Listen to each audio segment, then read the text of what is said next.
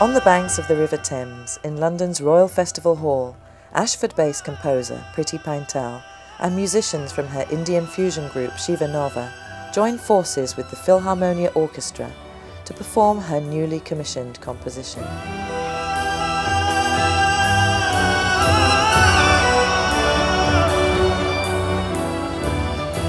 Shiva Nova have been performing on stages throughout Europe for the past 20 years and have played with orchestras, jazz, traditional and pop musicians from all over the world, bringing their unique fusion of global sounds to an increasingly wider audience.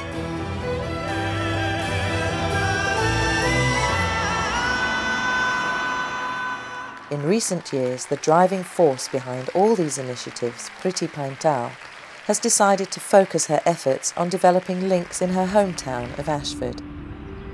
A little more down to earth than the Royal Festival Hall, this abandoned warehouse just behind Ashford International Station serves the Ashford Youth Theatre as an ideal location for a theatrical collaboration with Shiva Nova.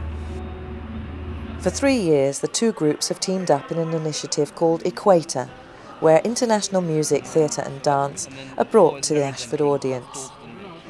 This time, Priti Paintal has chosen to work with flute, voice, percussion and keyboards to accompany the timeless tale of Salome. The music they have devised has an Indian sound, yet draws on many other influences, giving it the timeless quality the play requires. It's not hardcore Indian music, it's just kind of the scales and the patterns and perhaps the styles of singing and ahs and oohs and things like that. But I mean, they sing ah in opera, they sing oohs in R&B and funk and jazz, and they sing ahs in jazz, you know, so there's no boundaries really to what's going on.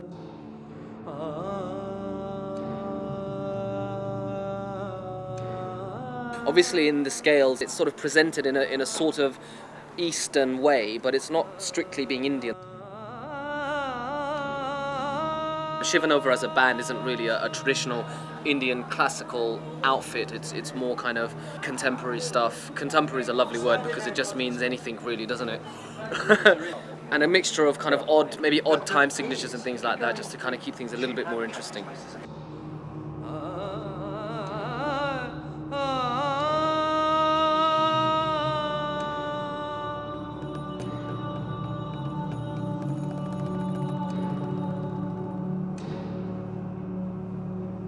So what does make Indian music sound Indian? What makes Indian music sound Indian is the phrasing and the sliding and the embellishing of melodies and notes. Shiva Nova's flautist reflects the group's universal approach to music.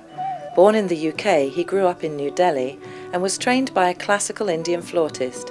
Later he went on to study jazz in Paris. He speaks fluent French, English and Hindi. Inshallah sab aayenge, hamein dekhne. Authentic. Shiva Nova have been going for over 20 years now, driven by the force of this small yet strong and motivated woman from Delhi, whose passion has always been for the global sounds of her childhood. I actually learned the piano growing up in India because my mother is a classical pianist. But one of my uncles is also a classical Indian singer. He was always singing at home, so I learned a lot, and I actually did learn Indian classical music and tabla for a bit in my teens. Then when I came to England, it got even broader. I wanted to use some fantastic jazz musicians we have in London.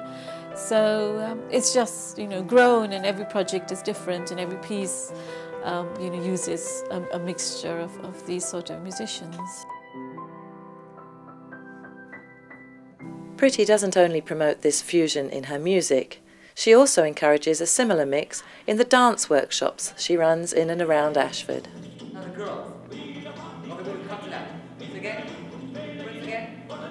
We really try and combine the Western influences with the Indian influences and the African and jazz, and we do this, you know, with all the workshops, whether it's music, drumming or dance, and it all works really well to enliven the kids and also develop their creativity, because at this age it's great to get them doing all sorts of things, and sort of there's no boundaries really.